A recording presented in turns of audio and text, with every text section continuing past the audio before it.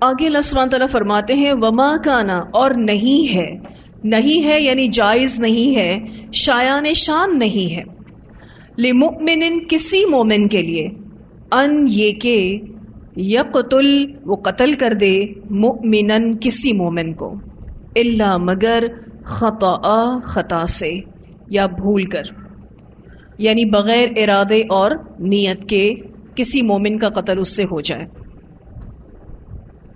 تو کسی مومن کے شایان شان نہیں، اس کے لیے جائز نہیں، یعنی کسی مومن سے یہ ایکسپیکٹ نہیں کیا جا سکتا کہ وہ کسی مومن کو قتل کرے، الا یہ کہ اس سے خطا ہو جائے۔ ایک مومن کا دوسرے مومن پر سب سے بڑا حق ہے کہ وہ اس کی جان کا احترام کرے۔ کسی کی جان لینا ایسا جرم ہے جس کی تلافی نہیں ہو سکتی۔ مثلا اگر کسی کا مال لوٹ لیا جائے تو اس کو لوٹایا جا سکتا ہے، اس کا نقصان بھرا جا سکتا ہے، لیکن اگر کسی کی جان لے لی جائے تو وہ لوٹائی نہیں جا سکتی، یعنی یہ ایسا جرم ہے جس کی تلافی نہیں ہو سکتی، اسی وجہ سے یہ بہت بڑا جرم ہے۔ تو یہاں اس آیت میں یہ بتایا گیا کہ کسی حالت میں مسلمان کو قتل کرنا جائز نہیں، لیکن اگر غلطی سے مارا جائے تو پھر قاتل پر کفارہ ہے، جس کا ذکر انشاءاللہ بھی آگے بتایا جائے گا کہ کیا کفارہ ہے۔ ایک روایت میں آتا ہے رسول اللہ صلی اللہ علیہ وسلم نے فرمایا، کسی مسلمان آدمی کا خون جو یہ گواہی دیتا ہو کہ اللہ کے سوا کوئی معبود نہیں اور میں اللہ کا رسول ہوں، تین میں سے کسی ایک صورت کے سوا حلال نہیں ہے، یعنی اگر تین صورتوں میں سے کوئی ایک صورت ہے تو اس مسلمان کو مارنا جائز ہے، لیکن ان تین صورتوں کے علاوہ کسی صورت میں بھی کسی مسلمان کو نہیں مارا جا سکتا۔ پہلی صورت جان کے بدلے جان، یہ آپ سورۃ البقرہ میں پڑھ چکے ہیں قصاص کے بارے میں۔ دوسرا شادی شدہ بدکار، یعنی ایسا شخص یا ایسی عورت جو شادی شدہ ہونے کے باوجود بھی زنا کرے تو پھر اس کو قتل کر دیا جاتا ہے۔ تیسرا مرتد، مرتد چاہے وہ کوئی مرد ہو چاہے کوئی عورت ہو، اس کو بھی قتل کر دیا جائے گا۔ ان تین صورتوں کے علاوہ کسی مسلمان کو قتل نہیں کیا جا سکتا، یہ روایت بخاری میں آتی ہے۔ اب کوئی خطا ہو جاتی ہے، ایسی خطا کہ جس میں قتل ہو گیا۔ خطا کی کیا صورتیں ہو سکتی ہیں؟ مثلا تیر یا پتھر مارا تو شکار کو تھا، لیکن وہ کسی مسلمان کو لگ گیا اور وہ مر گیا۔ کوئی شخص شکار پر گیا تھا، اس نے تیر چلایا، شکار پر چلایا تھا، لیکن کسی انسان کو لگ گیا اور وہ انسان مسلمان تھا۔ دوسری صورت یہ ہو سکتی ہے کہ ماری تو کوئی چیز عمدن تھی، یعنی ارادے کے ساتھ ماری تھی، لیکن مارنے والے کو ہرگز یہ گمان نہیں تھا کہ اس ہلکی سی ضرب سے وہ مر جائے گا۔ یہ مثال آتی ہے حضرت موسیٰ کی۔ حضرت موسیٰ نے اس قبطی شخص کو جو کہ فرعونیوں کی طرف سے تھا صرف ایک گھونسا مارا تھا، لیکن ان کے اس پنچ سے وہ شخص مر گیا۔ اب وہ یہ سوچ بھی نہیں سکتے تھے کہ ایک گھونسا مارنے سے وہ شخص ہلاک ہو جائے گا۔ حضرت موسیٰ نے گھونسا یا مکہ ارادتاً مارا تھا، لیکن ایسا ہو سکتا ہے کہ اگر کسی نے کوئی چیز ارادتاً ہی ماری تھی لیکن وہ یہ سوچ بھی نہیں سکتا تھا کہ اس مار سے وہ شخص مر جائے گا، اور اگر وہ مر جائے تو یہ بھی قتل خطا ہے۔ تیسری یہ صورت ہو سکتی ہے کہ لڑائی وغیرہ میں کسی ہنگامی صورت میں کوئی مسلمان کسی مسلمان کو کافر سمجھ کے مار دے، اور ایسا ہوا تھا جنگ احد میں جب مسلمانوں کو شکست ہو گئی تھی تو حضرت حذیفہ بن یمان کے جو والد تھے سیدنا یمان رضی اللہ تعالیٰ عنہ، ان کو مسلمانوں نے کافر سمجھ کے مار دیا۔ حضرت حذیفہ کہتے رہ گئے کہ یہ میرے والد ہیں، یہ مسلمان ہیں، ان کو نہیں مارو، لیکن چونکہ اس وقت اتنا ہنگامہ ہو گیا تھا اور ایسی افراتفری مچ گئی تھی کہ مسلمانوں کو سمجھ ہی نہیں آ رہا تھا کہ وہ کس طرف جائیں اور مسلمان اور کافر کی پہچان ان کے درمیان ختم ہو گئی تھی. کون مسلمان ہے کون کافر ہے یہ پہچان نہیں پا رہے تھے، اتنے زیادہ وہ افراتفری کے شکار ہو گئے تھے. پھر چوتھی صورت یہ ہو سکتی ہے جیسے کہ عام ٹریفک کے حادثات ہوتے ہیں. کوئی گاڑی چلا رہا تھا، اچانک سے کوئی گاڑی کے سامنے آ گیا اور وہ شخص مر گیا. اب گاڑی چلانے والے کا ہرگز یہ ارادہ نہیں تھا کہ اس شخص کو مار دے. تو کوئی ایسا حادثہ ہو جاتا ہے جس میں کسی کی جان چلی جاتی ہے تو یہ بھی قتل خطا ہے. تو خطا کی یہ کچھ صورتیں ہو سکتی ہیں. تو یہاں پر اللہ سبحانہ تعالیٰ یہ فرما رہے ہیں کہ کسی مومن کے لیے جائز نہیں، کسی مومن کے شائر شان نہیں کہ وہ کسی مومن کو قتل کرے الا یہ کہ اس سے خطا ہو جائے، یعنی قتل خطا ہو گیا. اب چونکہ یہ اتنا بڑا جرم ہے اس کا بھی کفارہ دیا جائے گا، یعنی اس کی پینلٹی ہے. اس چیز کو سمجھنے سے پہلے آپ اگر قتل کی اقسام سمجھ لیں، قتل 3 طرح کے ہوتے ہیں. ایک قتل عمد، عمد کہتے ہیں ارادتاً. دوسرا قتل شبہ عمد، یعنی ایسا قتل کہ جس پر شبہ کیا جائے کہ اس نے جان بوجھ کے مارا ہے. اور ایک ہوتا ہے قتل خطا. 3 طرح کے قتل ہوتے ہیں. ایک قتل عمد، ارادتاً کسی نے قتل کیا ہے. دوسرا قتل شبہ عمد، اور تیسرا قتل خطا. اب یہ جو دوسری قسم میں نے آپ کو بتائی ہے، جب اس قتل کے کیس کو تحقیق سے گزارا جاتا ہے تو پتہ چل جاتا ہے کہ اس شخص نے قتل عمد کیا تھا یا قتل خطا کیا تھا. جو شبہ عمد والا قتل ہے وہ کسی نہ کسی کیٹیگری میں جائے گا، یا تو قتل خطا میں کمپلیٹلی چلا جائے گا یا پھر قتل عمد میں چلا جائے گا. obviously انویسٹیگیشن ہوتی ہے، اس سے جڑے تمام ثبوت دیکھے جاتے ہیں، تمام گواہیاں لی جاتی ہیں، اور پھر اس کے بعد فیصلہ کیا جاتا ہے کہ جی یہ قتل خطا تھا یا پھر یہ قتل عمد تھا. تو قتل کی 3 اقسام ہیں. اب یہاں جس قتل کی قسم کے بارے میں ہم پڑھ رہے ہیں وہ ہے قتل خطا، کہ اگر کسی مومن نے کسی مومن کو خطا سے قتل کر دیا ہے تو اس کی کیا پینلٹی ہے، کیا کفارہ ہے. اللہ سبحانہ تعالیٰ فرماتے ہیں ومن قتل، اور جو کوئی قتل کرے مؤمنن کسی مومن کو خطأً خطا سے یعنی غلطی سے بغیر ارادے اور نیت کے، فتحریر تو آزاد کرنا ہے، رقبتن ایک گردن، مؤمنتن مومن کا. اب وہ کیا کرے گا؟ کفارہ دے گا، اور کفارے میں پہلا کفارہ اسے ایک غلام آزاد کرنا ہوگا، اور وہ غلام مومن ہونا چاہیے. فتحریر، تحریر کا لفظ حا را سے ہے، معنی ہوتا ہے آزاد کرنا. جو آپ لکھتے ہیں اس کو بھی تحریر کہتے ہیں. تو ایکچولی آپ اپنے دماغ میں آنے والی بات کو آزاد کر کے لفظوں میں لے آتے ہیں، اس لیے اس کو بھی تحریر کہا جاتا ہے. ویسے لفظی معنی تحریر کا آزاد کرنا، اپنے خیالات کو لفظوں کی آزادی دے دینا. رقبتن ایک گردن، ایک گردن ایک غلام. ویسے تو رقبتن میں گردن کا معنی آتا ہے لیکن مراد اس سے مکمل انسان ہے. گردن کا اس لیے کہا گیا ہے کیونکہ گردن زندگی کی علامت ہے.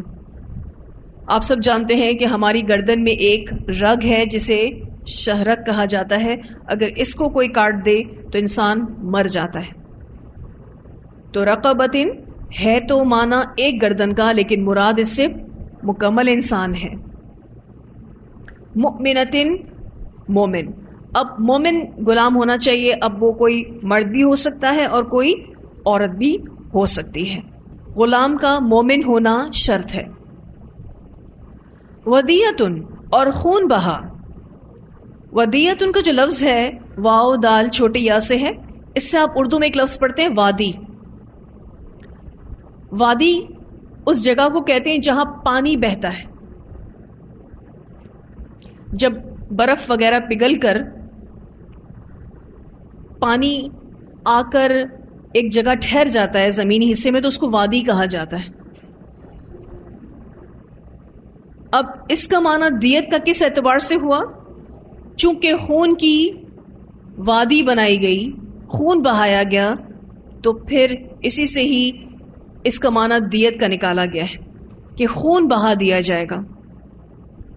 ودیتن اور خون بہا، مسلمتن جو سپرد کر دیا جائے، ملکیت میں دے دیا جائے، اچھے سے ان کے حوالے کیا جائے، الی اہلہ طرف اس کے اہل کے، یعنی اہل مقتول کو دی جائے گی.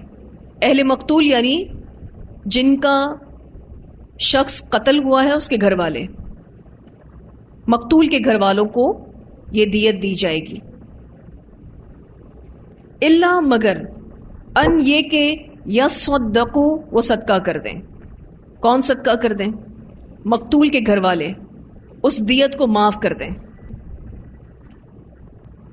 اب اس کو صدقہ اس لیے کہا جا رہا ہے کہ اگر مقتول کے وارثین دیت کو معاف کرتے ہیں تو وہ ان کے نامہ اعمال میں صدقہ لکھا جاتا ہے. اگر مقتول کے وارثین دیت معاف کر دیتے ہیں کہ ہمیں خون بہا نہیں چاہیے، تو یہ دیت کا معاف کرنا ان کے نامہ اعمال میں بطور صدقہ لکھا جاتا ہے. اسی لیے یہاں کہا جا رہا ہے الا ان یصدقوا. تو یہ بات یاد رکھیے گا کہ دیت واجب ہے جو مقتول کے وارثوں کو ادا کی جاتی ہے. ہاں اگر وہ معاف کر دیں تو پھر دیت واجب نہیں ہے. ویسے دیت دینا کمپلسری ہے، لیکن اگر مقتول کے وارثین کہتے ہیں کہ نہیں ہمیں خون بہا نہیں چاہیے، ہم معاف کرتے ہیں، تو پھر واجب نہیں.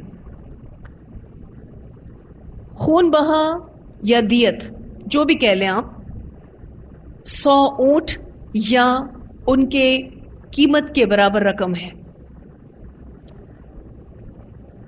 100 اونٹ کسی بھی زمانے میں جو قیمت رکھتے ہیں یا تو اس برابر پیمنٹ کی جائے یا پھر 100 اونٹ دیے جائیں خرید کے، اور یہ اندازہ لگا لیا جاتا ہے.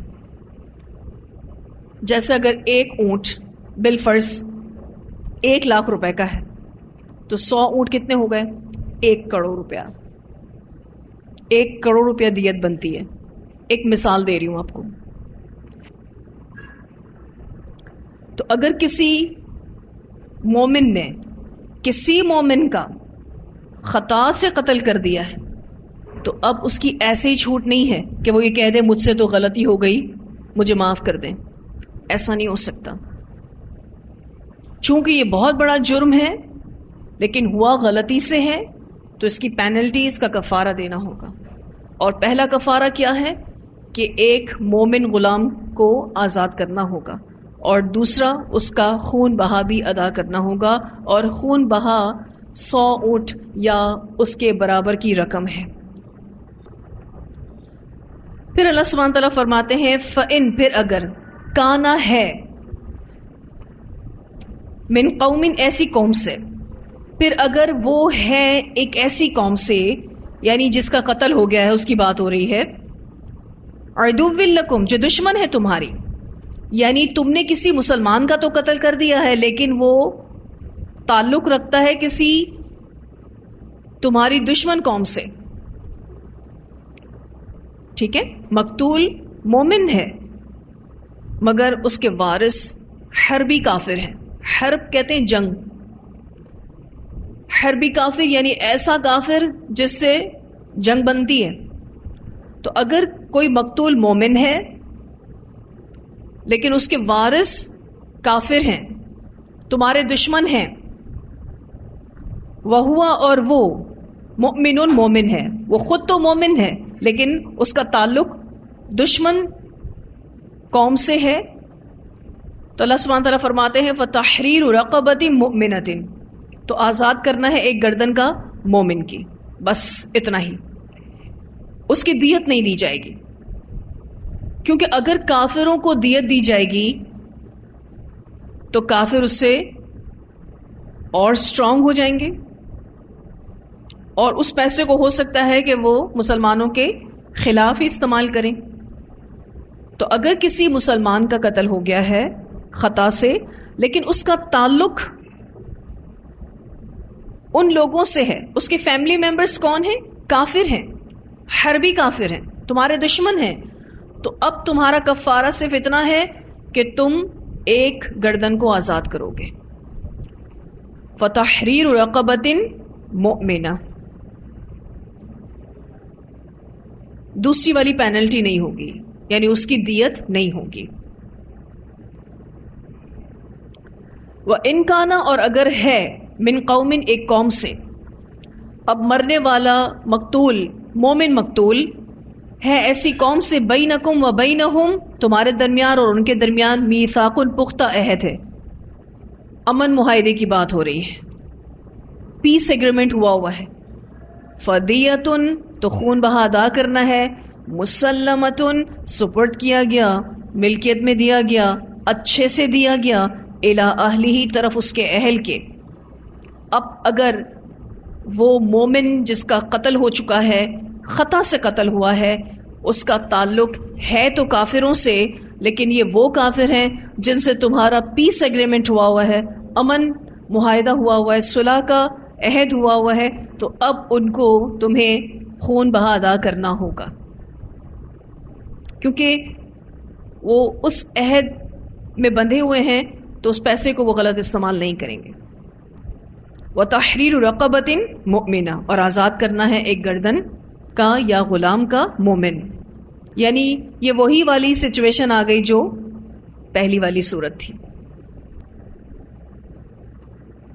ٹھیک ہے، پہلی سچویشن کیا تھی؟ ایک مسلمان کا قتل ہو گیا ہے غلطی سے، اس کا تعلق مسلمان فیملی سے، تو اس کی پینلٹی یہ ہے، ایک غلام کو آزاد کرنا ہے، اور غلام کے لیے شرط کیا ہے؟ مومن ہو، چاہے وہ مرد ہو عورت ہو کوئی مسئلہ نہیں، لیکن مومن ہو. دوسری شکل کیا ہے کہ کسی مومن کا مسلمان کا قتل ہوا ہے، قتل خطا، لیکن اس کا تعلق ایسے حربی کافر فیملی سے ہے کہ جو تمہارے دشمن ہیں، تو اب پینلٹی صرف اور صرف یہ ہے کہ ایک گردن کو آزاد کرنا ہے، ایک مسلمان غلام عورت یا مرد اس کو آزاد کر دو، دیت نہیں ہے. تیسری سچویشن ایسی ہے کہ ایک مومن کا قتل ہو گیا ہے قتل خطا، لیکن ہے تو اس کا تعلق کافروں سے، لیکن یہ وہ کافر ہیں کہ جن سے تمہارا پیس ایگریمنٹ ہوا ہے، صلح کا عہد ہوا ہے، تو اب وہی والا معاملہ ان کے ساتھ کیا جائے گا، پہلی صورت والا، دیت بھی دی جائے گی اور ایک گردن کو آزاد بھی کرنا ہے. فمن لم، تو جو کوئی نہ، یجد پائے، فصیام، پس روزے رکھنا ہے، شہرین 2 ماہ، متتابعین، مسلسل پے در پے. اب وہ کیا نہ پائے؟ پیچھے جو بات ہو رہی ہے وہ تحریر رقبۃ مؤمنہ سے لنکڈ ہے کہ اگر کسی کو مومن غلام نہیں مل رہا کہ وہ اس کو آزاد کر سکے، تو اس کو پھر 2 مہینے کے لگاتار روزے رکھنے ہوں گے بغیر کسی بریک کے. اگر کسی نے بغیر کسی شرعی عذر کے کوئی ایک روزہ بھی چھوڑا تو گنتی پہلے سے شروع ہوگی. مثلا وہ 15 روزے رکھ چکا تھا، 16واں روزہ ایسے ہی چھوڑ دیا بغیر کسی شرعی عذر کے، تو اب اس کو پہلے سے شروع کرنا ہے، کیونکہ یہاں پر شرط ہے شہرینی متتابعین، کنٹینیوس، لگاتار. تو اب اگر کوئی غلام آزاد نہ کرا سکے تو روزے رکھے گا، اور اگر روزے بھی نہ رکھ سکے تو پھر اس صورت میں علماء کہتے ہیں کہ وہ روزوں کا کفارہ دے گا. یعنی اگر یہ صورتحال ہو کہ کوئی غلام آزاد نہیں کرا سکتا اور روزے بھی نہیں رکھ سکتا، تو اس صورتحال میں پھر اسے روزے کے لیے جو فدیہ طے ہوا ہے وہ دینا ہوگا. یوں کہہ لیں آپ کے روزے کا بھی پھر کفارہ دینا پڑے گا. توبتاً، یہ مہربانی ہے، من اللہ، اللہ کی طرف سے، یعنی یہ کفارہ اللہ کی طرف سے توبہ قبول ہونے کے لیے ہے. توبہ اسی صورت میں قبول ہوگی کہ کفارہ ادا کیا جائے. وَكَانَ اللَّهُ، اور ہے اللہ تعالیٰ، عَلِيمًا حَكِيمًا، علم والا، حکمت والا. اللہ سبحانہ تعالیٰ نے یہ حکم اپنے اس کامل علم کی بنا پر اتارا ہے، اس کامل حکمت کی بنا پر اتارا ہے، کیونکہ اللہ تعالیٰ ہے خوب علم والا، خوب حکمت والا. اب یہاں پر حکمت کا معنی ہمیں اس اعتبار سے بھی سمجھ میں آتا ہے. آپ دیکھیے کہ قتل خطا اور قتل عمد میں فرق ہے، اسی لیے اللہ تعالیٰ نے یہ پینلٹی دے دی ہے. تو اس سے اللہ کی حکمت واضح ہوتی ہے. اور پھر یہ کہ اللہ بمانہ حاکم بھی ہے کہ وہ اپنے بندوں کے درمیان فیصلہ کرتا ہے. اس نے فیصلہ کر دیا کہ اگر کسی سے خطا ہو گئی ہے اور خطا سے وہ قتل ہو گیا ہے شخص، تو وہ گناہگار اس اعتبار سے نہیں ہے جو قتل عمد کرنے والا ہے. تو اس نے یہ فیصلہ کیا، بمانہ حاکم بھی ہے یہ کہ اپنے بندوں کے درمیان فیصلہ کرنے والا ہے. یہاں جو ہم نے ایک بات پڑھی کہ اگر اسے غلام نہیں ملتا، تو یہ سچویشن آج درپیش ہے، کیونکہ اس وقت اس دنیا میں کوئی غلامی نہیں. ٹھیک ہے، اور غلام کون ہوتے ہیں یہ بات ہم پہلے بھی پڑھ چکے ہیں. گھروں میں کام کرنے والے غلام نہیں ہوتے، وہ آزاد ہی ہیں. ٹھیک ہے، وہ اپنی جاب کر رہے ہیں، وہ ہمارے غلام نہیں ہیں. غلام وہ ہوتا ہے جو پرانے زمانے میں جیسے بھیڑ بکریاں بکتی تھیں، بالکل اسی طرح سے انسانوں کی بھی ٹریڈ ہوتی تھی، اور اس کی بڑی وضاحت ہے جو ہم پہلے بھی تفسیر میں کر چکے ہیں. اب فی الوقت اس دنیا میں کوئی غلام نہیں ہے، سارے ہی آزاد ہیں. تو ایک سچویشن تو یہ ہو سکتی ہے کہ غلام میسر ہی نہیں. ایک سچویشن یہ بھی ہو سکتی ہے کہ غلام تو ہیں پر اتنے مہنگے ہیں کہ افورڈ ہی نہیں کر سکتے. تو جو غلام نہ پائے تو پھر اس کو 2 مہینے کے روزے رکھنے ہیں، کنٹینیوس وداؤٹ اینی بریک. ہاں شرعی عذر آ جائے تو روزہ بیچ میں سے چھوڑے گا، جیسے وہ شرعی عذر ختم ہوگا اس کو کنٹینیو کرے گا، کوئی دوبارہ سے کاؤنٹنگ شروع نہیں ہوگی. لیکن بغیر شرعی عذر کے چھوڑے گا تو لازماً اس کو دوبارہ سے رکھنے ہوں گے، یعنی پہلے نمبر سے کاؤنٹنگ شروع ہوگی. اور اللہ تعالیٰ نے یہ توبۃ من اللہ کہہ کر واضح کر دیا، یہ کفارہ اللہ کی طرف سے توبہ کے قبول ہونے کے لیے ہے. وَكَانَ اللَّهُ عَلِيمًا حَكِيمًا، اور اللہ تعالیٰ ہے علم والا، حکمت والا. جو خون بہا ہوتا ہے وہ وارثوں کو دیا جاتا ہے، اور وارث وہ ہوتے ہیں جن کا پراپرٹی میں بھی حصہ ہوتا ہے. وارث لفظ سے ہی سمجھ میں آتا ہے. ٹھیک ہے، اور یہ ایک طرح سے میت کا ترکہ شمار ہوتا ہے، میت کی پراپرٹی شمار ہوتی ہے، بالکل اسی طرح سے ہی ڈیوائیڈ ہوتی ہے جس طریقے سے وارثین کے حق ہوتے ہیں. اب ہمارے یہاں بہت سارے لوگ ابارشن کروا لیتے ہیں. اس جنین کو ضائع کرنا کون سا قتل ہے؟ قتل عمد ہے، قتل خطا ہے؟ قتل عمد ہے. اور آپ دیکھیے کہ اس طریقے کے ابارشن میں زیادہ تر شوہر اور بیوی دونوں شامل ہوتے ہیں، لیکن کچھ کیسز ایسے بھی ہیں کہ جس میں بیوی ہرگز نہیں چاہتی کہ وہ ابارشن کروائے، لیکن سسرال والوں کی طرف سے یا شوہر کی طرف سے یہ انفورسمنٹ ہوتی ہے کہ یہ بچہ ضائع کروا دیا جائے. خیر الحمدللہ اب تو بہت شعور آ گیا ہے، اور ڈاکٹرز بھی اس طریقے کے ناجائز کام کو کرنے کے لیے تیار نہیں ہوتے، لیکن بسا اوقات پیسے کی لالچ میں آ کے اچھے اچھے ڈاکٹرز بھی اپنے پروفیشنز کے ساتھ غداری کر بیٹھتے ہیں. ڈاکٹر کا جو پیشہ ہے اس کے ساتھ عدل کیا ہے کہ وہ لوگوں کی جان بچائے. ہیومینٹی کو سرو کرنے کے لیے ہوتے ہیں نا ڈاکٹرز، لیکن اگر وہ کسی کی جان لینے کے در پہ ہو جائیں تو پھر وہ اپنے پروفیشن کے ساتھ غدار ہوتے ہیں. تو اگر ایسی کوئی چیز کسی نے بھی کی ہے تو پھر اس بچے کی بھی دیت ہے، اور اس کی دیت 5 اونٹ ہے. ماں نے اگر یہ کام کیا ہے تو اس کو دیت نہیں ملے گی، اور دیت دینے والا کون ہوگا؟ باپ. 5 اونٹ کے برابر دیت ہے۔ اب وہ بچہ جو کہ ماں کے پیٹ میں ہی تھا، ابارشن کروا کے اس کو مار دیا گیا، حمل ضائع کروا دیا گیا، جان تھی اس میں، تو اس کی دیت بھی 5 اونٹ ہے۔ اتنا آسان سمجھا ہوا ہے نا سب نے۔ کچھ میڈیسنز کھا لیتی ہیں عورتیں گھر ہی گھر میں، کچھ ایسے ٹوٹکے اپنا لیتی ہیں کہ جس کی وجہ سے بچہ ضائع ہو جاتا ہے، اور پھر اگر بچہ ضائع ہو جائے تو یہ کہہ دیتی ہیں کہ ضائع ہونا ہی تھا اس کو، اگر اللہ نے اس کو بچانا ہوتا تو یہ اتنے سارے حربوں کے ساتھ بھی بچ جاتا۔ یعنی اپنے آپ کو گناہگار سمجھتے ہی نہیں۔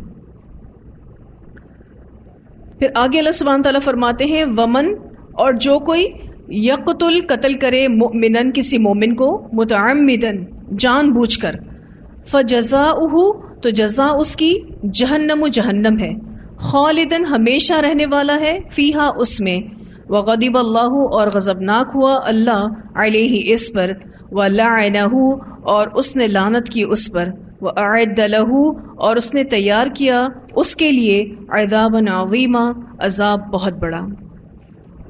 یہاں قتل خطا کے حکم کے بعد قتل عمد کا حکم بیان کیا جا رہا ہے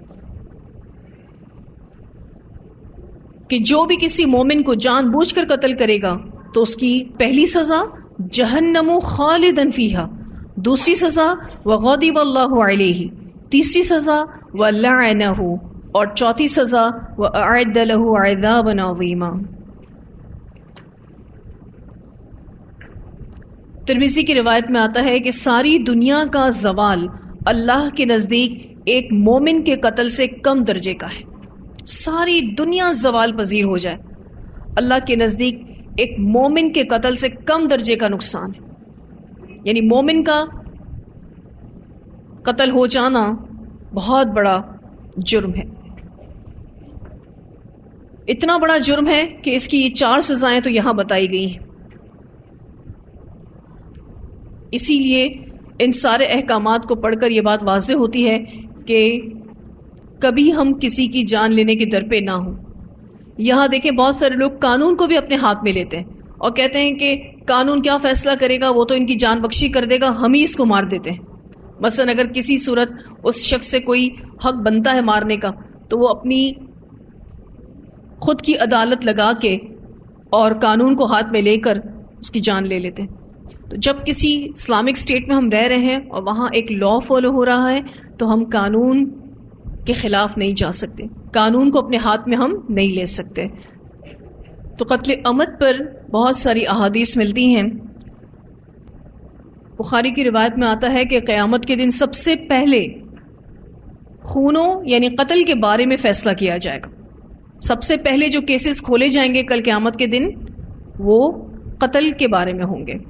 اس کے علاوہ ایک اور روایت ہے جو بخاری میں آتی ہے کہ مومن اپنے دین میں بڑھتا رہتا ہے جب تک کسی حرام خون کا ارتکاب نہ کرے، یعنی وہ اپنے دین میں گرو کرتا رہتا ہے، نیکیوں میں آگے بڑھتا رہتا ہے جب تک وہ کسی حرام خون کا ارتکاب نہ کرے۔ ایک اور روایت میں آتا ہے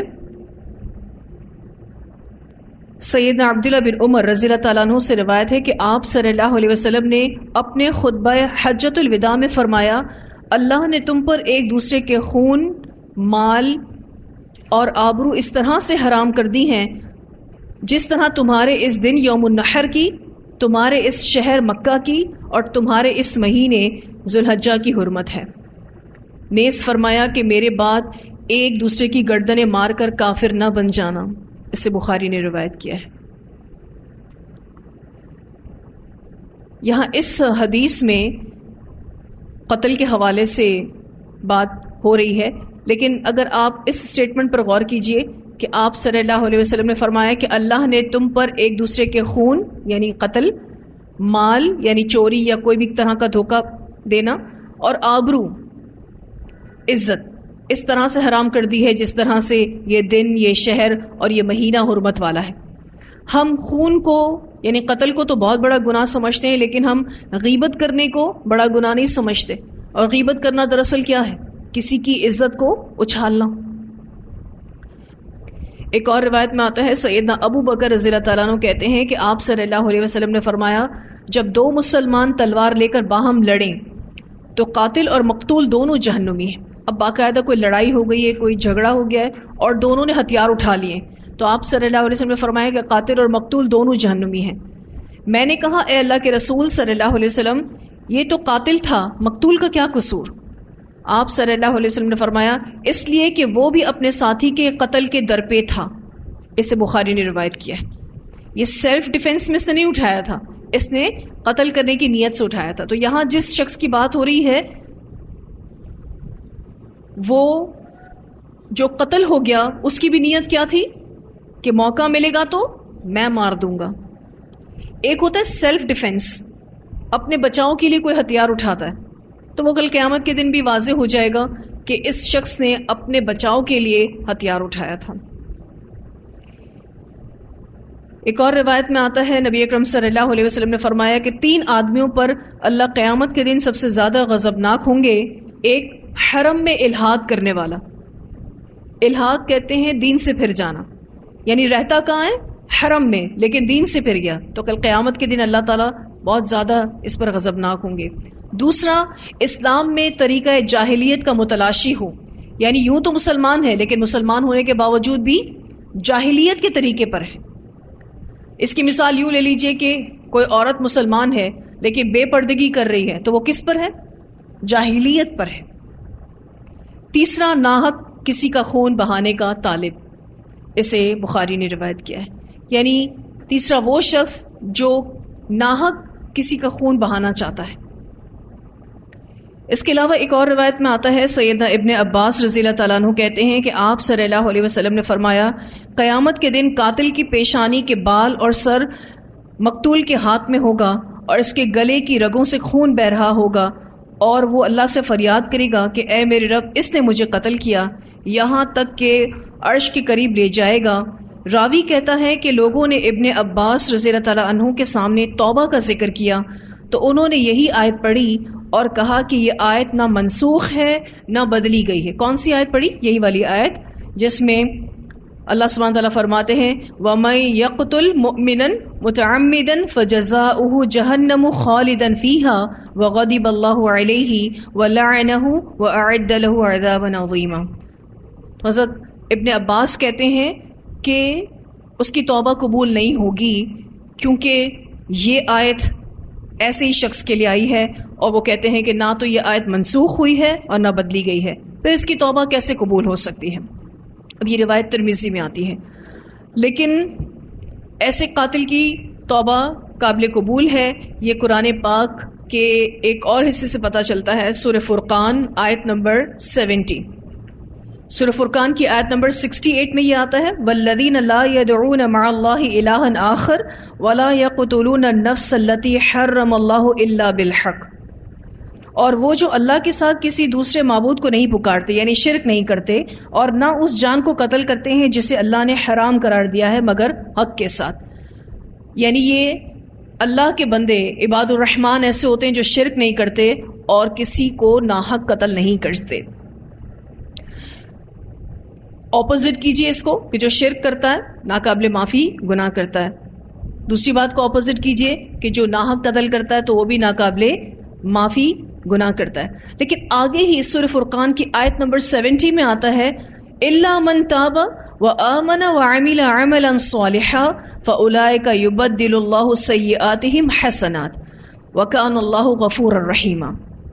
الا مگر من تاب وہ جو توبہ کر لے, وآمن اور ایمان لائے, وعمل عملا صالحا اور اس کے بعد کیسے عمل کرے؟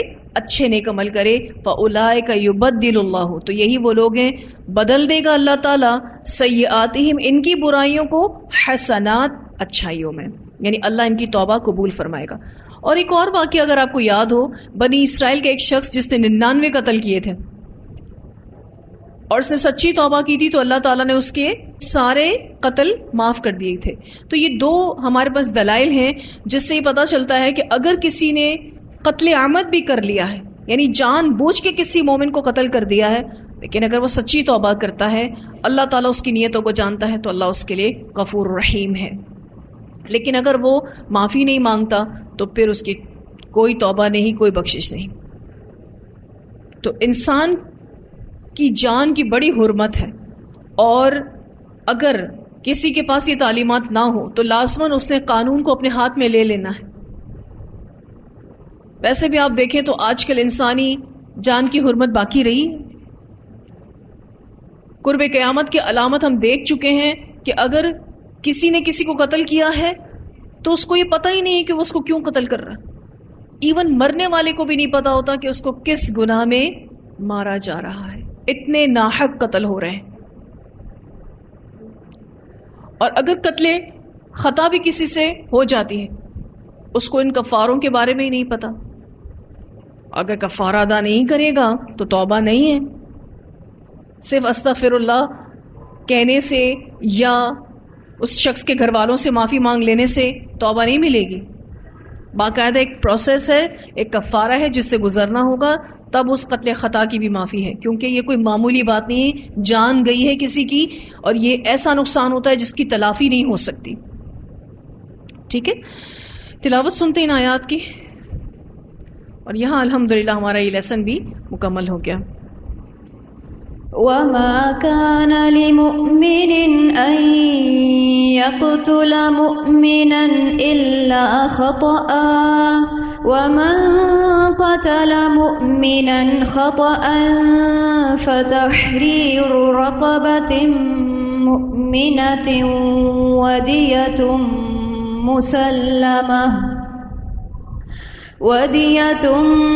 مُسَلَّمَةٌ إِلَىٰ أَهْلِهِ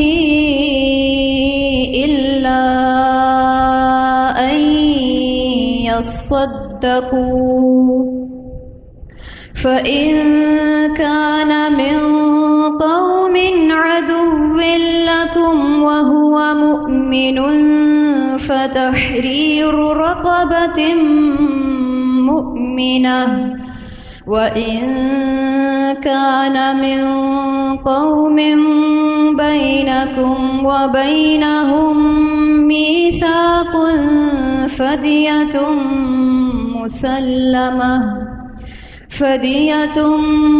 مُسَلَّمَةٌ إِلَىٰ أَهْلِهِ وَتَحْرِيرُ رَقَبَةٍ مُؤْمِنَةٍ فَمَن لَّمْ يَجِدْ فَصِيَامُ شَهْرَيْنِ مُتَتَابِعَيْنِ تَوْبَةً مِّنَ اللَّهِ وَكَانَ اللَّهُ عَلِيمًا حَكِيمًا. وَمَن يَقْتُلْ مُؤْمِنًا مُتَعَمِّدًا فَجَزَاؤُهُ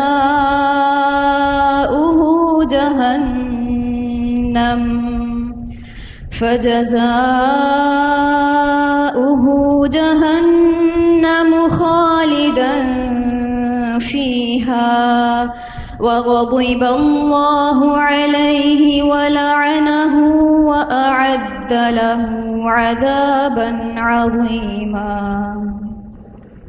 جی واضح ہے ساری آیات الحمدللہ.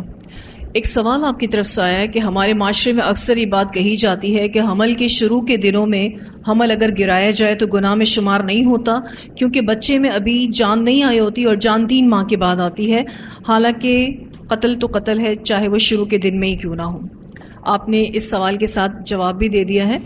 کس نے کہا کہ جان جو ہے وہ 3 ماہ کے بعد آتی ہے؟ ایسی کوئی بات نہیں ہے. وہ ڈے 1 سے جان رکھتا ہے بچہ. ڈے 1 سے اس میں ہارٹ بیٹ ہوتی ہے، اس کا جو پھڑپھڑانا ہے اس کا ہارٹ بیٹ کاؤنٹ کیا جاتا ہے. اور ایسا ہو نہیں سکتا کہ ایک ایسا جرثومہ جس میں جان نہ ہو اور وہ آگے زندگی کی وجہ بنے. جو جراثیم جان رکھتے ہیں اسی سے ہی پھر آگے پریگننسی ٹھہرتی ہے. تو چاہے 1 مہینہ ہوا ہو، 15 دن ہوئے ہوں، جب بھی کوئی اس طرح کی چیز کرے گا تو وہ ابارشن ہی کاؤنٹ ہوگا، ایک جان کا قتل ہی کاؤنٹ ہوگا. ٹھیک ہے جی. چلیے یہاں الحمدللہ ہمارا یہ لیسن مکمل ہوا. وآخر دعوانا ان الحمدللہ رب العالمین. سبحانک اللہم وبحمدک نشہد ان لا الہ الا انت نستغفرک ونتوب الیک.